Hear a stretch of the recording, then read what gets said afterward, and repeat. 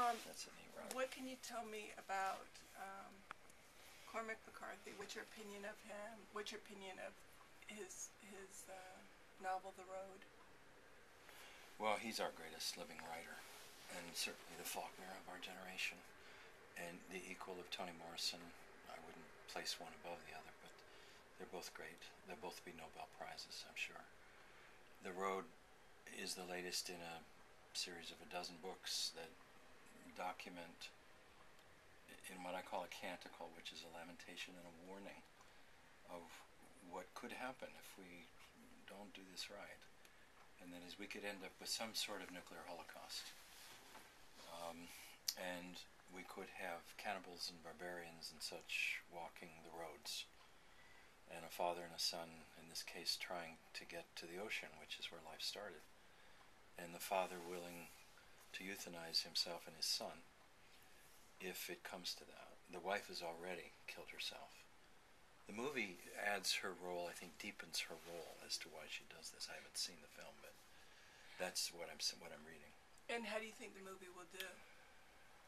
Well, I think I don't know, but it's done by John Hillcoat, who's Australia's best filmmaker, and he only does a film every 10 years. And it's got Viggo Mortensen and this young boy, Cody, playing the boy. So I think it'll do well among people who love movies. It is a horrific story. It's not a pretty story, so it's not exactly a Christmas movie.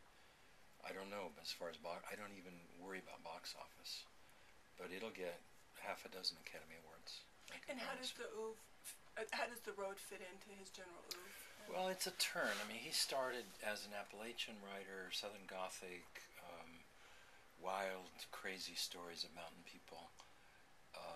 He was a big drinker, and then he quit drinking and went to Texas, to El Paso, where he dried out for 2 years, and he started crossing the border into Mexico on his own in a pickup.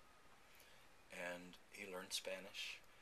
He wrote Blood Meridian, and then he wrote the trilogy, which has to do with the back and forth of white cowboys and Mexican vaqueros, and the way that that is played out today, so that No Country for Old Men becomes the fourth, in a sense, the sequel.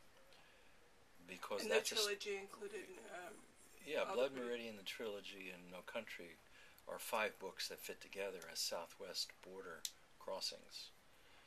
And the issue is that today we have 6,000 murders in Juarez this year over the drug traffic. And he saw that coming. And that's what No Country was about.